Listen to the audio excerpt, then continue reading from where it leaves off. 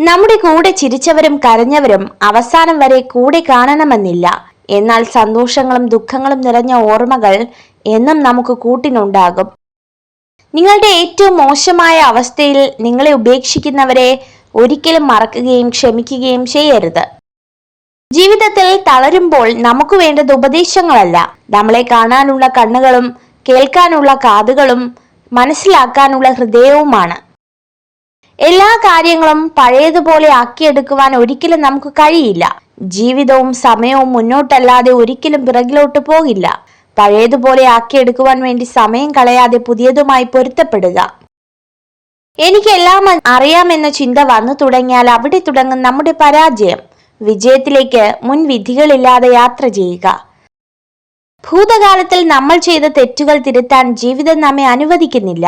എന്നാൽ നമ്മുടെ കഴിഞ്ഞ ദിവസത്തേക്കാൾ മികച്ച രീതിയിൽ ഓരോ ദിവസവും ജീവിക്കാൻ നമ്മെ അനുവദിക്കുന്നു.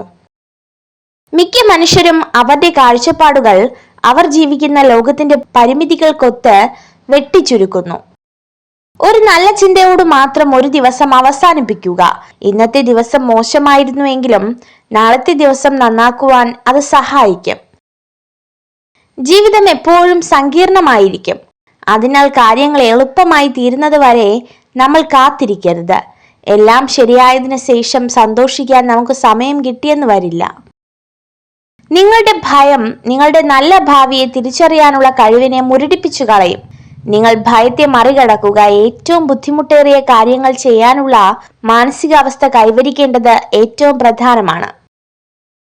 പ്രയോജനമില്ലാത്ത കാര്യങ്ങൾക്കായി ഇല്ലാത്ത പണം ഉപയോഗിച്ച് മറ്റുള്ളവർക്ക് മുന്നിൽ പൊങ്ങച്ചം കാണിക്കുന്നതിലൂടെ ആളുകളെ ആകർഷിക്കുന്നു എന്ന് കരുതരുത്.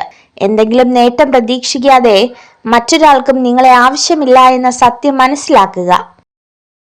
നേടാൻ പ്രയാസമുള്ളതും നഷ്ടപ്പെടുത്തിയാൽ ഒരിക്കലും തിരിച്ചു കിട്ടാത്തതുമായ 3 കാര്യങ്ങൾ: സ്നേഹം, ബഹുമാനം, വിശ്വാസം.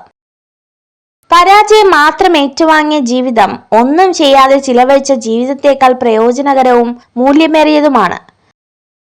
ചതിക്കുന്ന സ്ത്രീകളെ 2 കാര്യങ്ങളിലൂടെ തിരിച്ചറിയാൻ കഴിയും.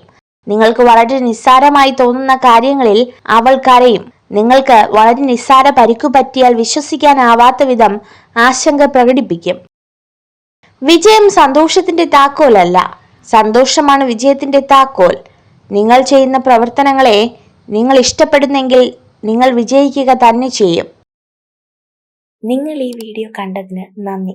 ഇതുപോലുള്ള കൂടുതൽ വീഡിയോകൾക്കായി ചാനൽ സബ്സ്ക്രൈബ് ചെയ്യൂ.